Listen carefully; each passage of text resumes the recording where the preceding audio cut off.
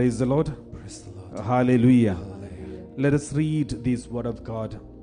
Gospel of Luke chapter 2 verse 10 onwards. This is the greatest of all the good news that is announced today. But the angel said to them, "Do not be afraid, for see, I am bringing you good news of great joy for all the people." Good news of joy for all the people, not only for Jewish people, not only for Christians, but also for all the generations. Those who are present, those who died, those who are yet to come, those who are Christians, those who are Hindus, Muslims, and Judaism, and all the people. So this is a good news for everyone. And the angel said to them, let's continue verse 9. Let's read verse 9. It's a good news. Then the angel of the Lord stood before them, and the glory of the Lord shone around them, and they were terrified. All the shepherds, they saw this glory and they got terrified because they saw something very unusual. It is one side it is a frightening experience, but on another side it is the most powerful, the most beautiful good news ever received among the humanity from heaven. And then angel of the Lord stood before them, and the glory of the Lord shone around them, and they were terrified.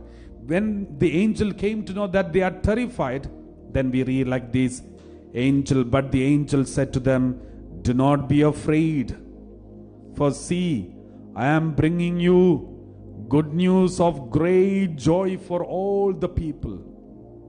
Again the Lord says, "I am bringing you good news of great joy for all the people." And then verse 11 we read like this, "To you is born this day in the city of David a Savior who is the Messiah, the Lord."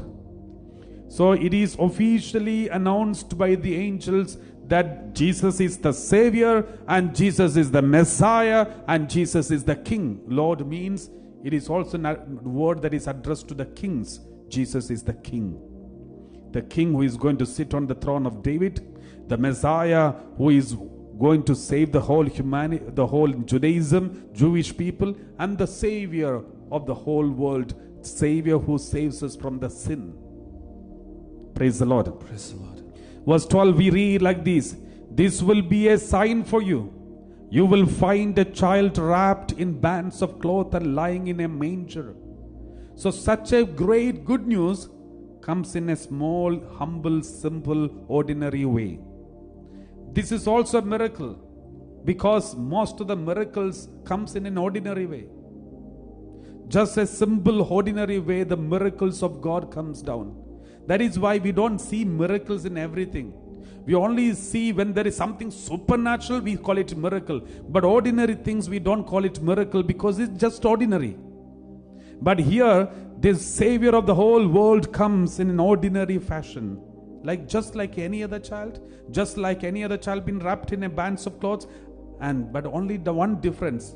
Normally the children are in the best place that we could give.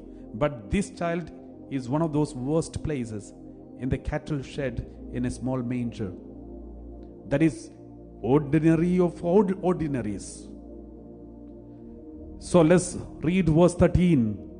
"And suddenly there was with the angel a multitude of heavenly hosts praising God and saying, 'Glory to God in the highest of heaven, and on earth peace among those whom he favors.'" It's very interesting. When the Almighty God is born in the form of a human being and is born in the manger, in ordinary cattle shed, only some animals to there rejoice, and some shepherds who had an experience and they are coming. And apart from these two, some people, nobody knows this. Everyone is busy with their life, busy with their daily routine, busy with their family issues, and busy with their daily things. Nobody knows. Everyone is in different experience, different world. Even today, as we celebrate this Christmas, Only some ordinary people, simple people with a simple faith, they experience God. They thank God. They rejoice. They come to the presence of God and glorify God who has come in an ordinary way. They see the supernatural hand in this ordinary thing. But vast majority of the world is busy with many other things. Busy with festivals, celebrations, holidays, outings and many other things. But some ordinary people, they're rejoicing in the manger. Let us be part of that small ordinary people of God who rejoice the supernatural things in the ordinary things. Let us be part of them.